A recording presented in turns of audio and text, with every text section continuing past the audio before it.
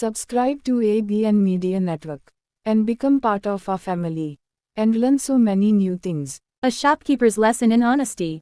A shopkeeper named Abdul Rahman had just opened his shop when a woman arrived and said, "Brother, here are your 10 rupees.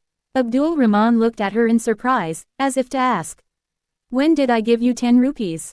The woman explained, "Yesterday evening, I bought some items from you. I gave you a 100-rupee note. The total was 70 rupees, and you gave me 40 rupees back, when you should have given 30.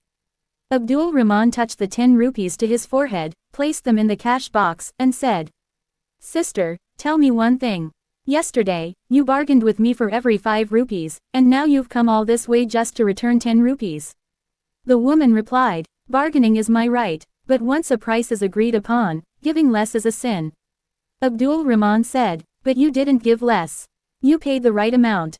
Those 10 rupees went to you by my mistake. If you had kept them, it wouldn't have made much difference to me." The woman answered softly, "Maybe it wouldn't have mattered to you, but it would have weighed on my conscience. I would have known I kept someone's rightful money. I actually came last night to return it, but your shop was closed." Abdul Rahman asked in amazement, "Where do you live?" She said, "In Gulshan Colony, Sector 8.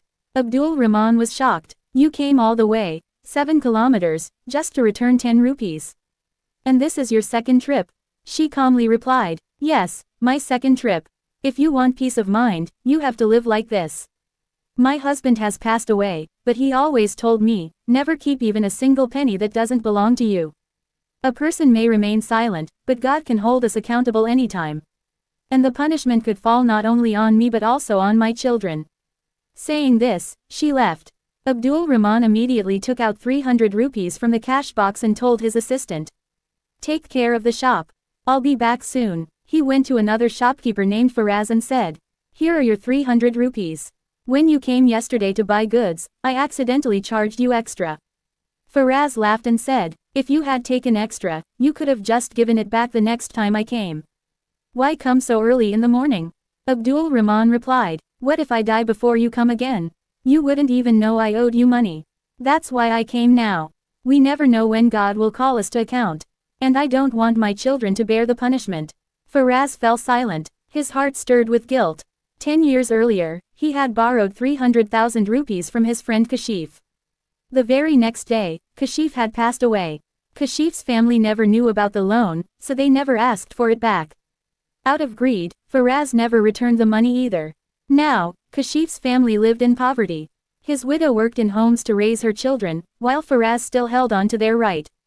Abdul Rahman's words, "God can take account at any moment," kept echoing in his mind. After a few days of restlessness, Faraz's conscience woke up. He withdrew 300,000 rupees from the bank and went to his late friend's house. Kashif's widow was sitting with her children. Faraz fell to her feet and begged for forgiveness. For her, that money was a huge blessing. Tears flowed down her face as she prayed for him. It was the same woman who had gone twice to return 10 rupees to a shopkeeper. Those who live with honesty and integrity are always tested by God, but He never abandons them.